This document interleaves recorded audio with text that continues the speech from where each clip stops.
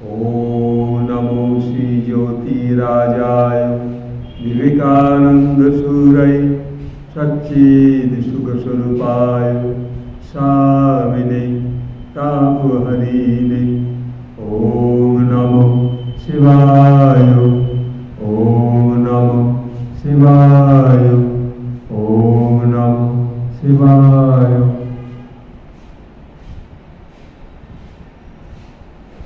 আজকে এই এপ্রিল মাসের আজ শুভ। আজ তো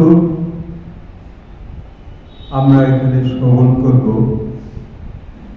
শ্রীমদ্ ভগবদ গীতা থেকে ভাবনা। এই ভাবনার মধ্যে আমরা এখন প্রবেশ করব, যেন স্বয়ং শ্রীকৃষ্ণ আজ আমাদের সেই রামকৃষ্ণ রূপের মতো যেন স্বয়ং শ্রীকৃষ্ণকে আমরা দর্শন করতে পারছি। আর আমরা যারা শ্রবণ করবার জন্য প্রস্তুত, তাদের মধ্যেও সেই ভগবান শ্রীকৃষ্ণের যে কৃপা বর্ষিত হবে, এই শ্রীমদ্ ভগবদ গীতার এই অংশ যখন আমরা পাঠ শুরু করতে চলেছি, এই পাঠের মধ্য থেকে ভগবান আমাদের শোনাচ্ছেন তাঁর সেই পুরুষোত্তম যোগ। এই পুরুষোত্তম যোগে ভগবান স্বয়ং শ্রীকৃষ্ণ তিনি বলছেন ঊর্ধ্বমূল অধোশাখা বিস্তারিত রয়, সংসার অশ্বত বৃক্ষ অনাদি অব্যয়। বেদরূপ পত্রতার জানে সেই জন, বেদবিদ বলি তারে করিবে গগন। তাহলে সেই ঊর্ধ্বমূল অধোশাখা, যত গাছের শাখা প্রশাখা আছে, সেই যে বিস্তারিত হয়ে আছে গাছটি সম্পূর্ণরূপে, সেই অশ্বত বৃক্ষ যেন এক আমাদের কাছে। কে সেই অশ্বত বৃক্ষ?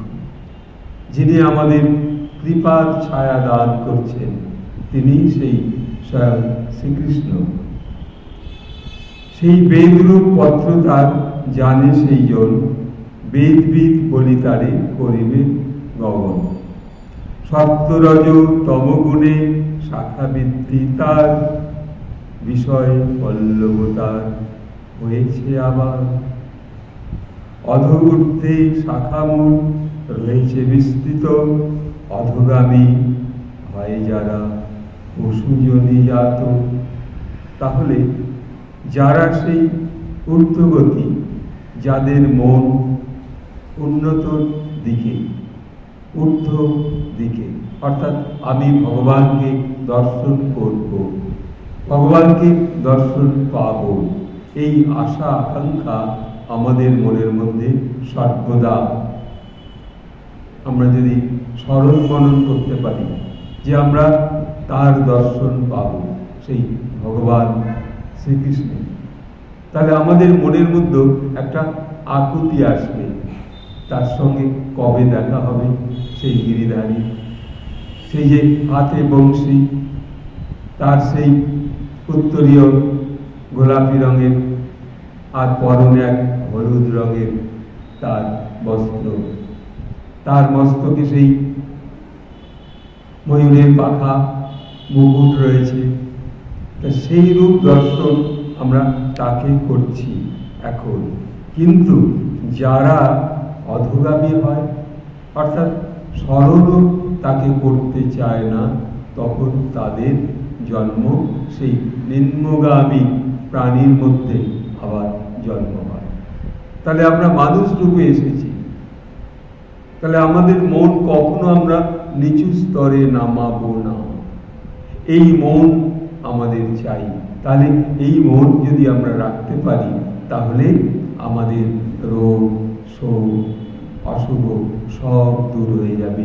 তিনি দর্শন দেবেন আপনার জ্ঞানের মধ্যে, মনের মধ্যে, ভাবনার মধ্যে তিনি আসবেন। তখন আর কোনো ভয় ভীত আমাদের মনে থাকবে না। তাই বলছেন, দেবজনী জাত যারা ঊর্ধ্ব দিকে যায়, কর্ম অনুসারে ঊর্ধ্ব অধোগতি পায়। যারা সেই দেবজনী জাত, অর্থাৎ সেই ভগবান দেবী মায়ের শক্তি থেকে যাদের আশা, আমরা সকলেই সেই দেবী মায়ের শক্তি থেকেই কিন্তু আমাদের আশা হয়েছে। মায়ের সেই পূর্ণ জন্ম মুহূর্তে মায়ের গর্ভ থেকে, তা সেও এক মা, তা সেই মায়ের কাছ থেকে আমাদের আশা কোথায়? সেই আমাদের এই মহাবিশ্বব্রহ্মাণ্ডে। আর কর্ম অনুসারে আমরা কেন সেই অধোগতির দিকে যাব? তাহলে এসেছি যখন, তোমাকে সেবা করব, তোমার পূজা করব, তোমার জপ ধ্যান সব আমরা করব, কারণ তুমি নিয়ে এসেছো এই মহাবিশ্বে। তাহলে তোমাকে স্মরণ করব না তো কাকে স্মরণ করব? এই জন্য বলছেন, ব্রহ্মাটিতে এ বৃক্ষের স্বরূপ কখনো না পারে জানিতে ইহা যেন প্রাণীগণ। মূলীভূত সেই বস্তু হও অবগত, বৈরাগ্য স্বরূপ হস্তে ছেদিয়া সতত। তাহলে সেই আমরা জানব তিনি আমাদের মূল কারণ। তিনি আমাদের এই মহাবিশ্বে, চলমান বিশ্বে তিনি আমাদের নিয়ে এসেছেন। তিনি সেই আদি সত্য শক্তি। আবার সেই বৈরাগ্য স্বরূপ, যেন আমরা তাকে আরো নিজেদের বিবেকের কাছে যেন তাকে দর্শন করতে পারি। তারপর মূল বস্তু সদা অন্বেষিবে, সে বস্তু লভিলে আর ফিরে না আসিবে। তাহলে মূল বস্তু চাই আমরা তাকে স্মরণ করব, ভগবান শ্রীবিষ্ণুকে। তিনিই আমাদের সেই মূল মন্ত্র, তিনিই আমাদের মূল শক্তি। তাহলে আহ্বান করতে হলে আমরা তাকে আহ্বান, যিনি অন্তর্যামী, সেই অন্তর্যামীকে আমরা আহ্বান করব। তুমি আমার অন্তরে রয়েছ, তাহলে তুমি যখন অন্তরে রয়েছ, আমার ভয় কি? আমি তো আর অসুস্থ হবার কোনো পথ নেই, যখন তুমি আমার দেহের মধ্যে বিরাজ করছ। তাহলে সেই কৃষ্ণকে, সেই স্বয়ং শ্রীকৃষ্ণকে আপনি যখন আপনার হৃদয়ে অর্থাৎ বক্ষস্থলে আপনি দর্শন করতে পারছেন যে ভগবান বিষ্ণু আমার কাছেও রয়েছে। একটা মানুষ যখন দেহ রেখে মারা যায়, তখন সেই মানুষটিকে যেই হোক সকলেই কিন্তু প্রণাম করে। দেখবেন দূর থেকে যাচ্ছে হয়তো কোনো গাড়ি করে বা কাঁধে করে, তাকে সকলে প্রণাম করে। আবার সেই মানুষই তখন সেই ভগবানের রূপ গ্রহণ করেছে। আর যে মানুষ আমরা এই মহাবিশ্বে সকলে রয়েছি, তাদের মধ্যে সেই যে সত্য ভাবনা, ভগবানের যে রূপ, সেই রূপগুলো আমরা কখনো কখনো দেখতে ভুল করি, কিন্তু সবার মধ্যে বিরাজমান তিনি। কারোর মধ্যে কম নেই, কারোকে তিনি কম কিছু দেননি। আপনাদের যেমন চোখ, মুখ, নাক, কান, চিন্তা শক্তি, এই চিন্তা শক্তি কিন্তু তিনি। যখন আপনি ভালো চিন্তা করবেন, তখন দেখা যাবে সেই সকল শক্তির মধ্যে আপনি রয়েছেন।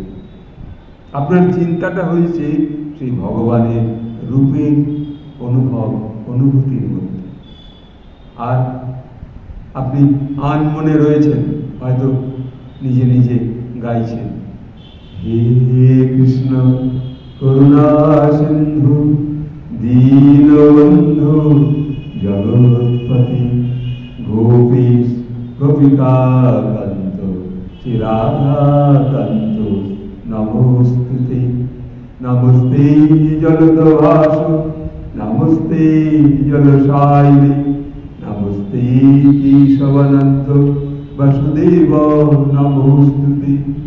হে কৃষ্ণ করুণা সিন্ধু দীনবন্ধু জগৎপতি গোপীশ গোপিকাকান্ত শ্রী রাধাকান্ত নমস্তুতে।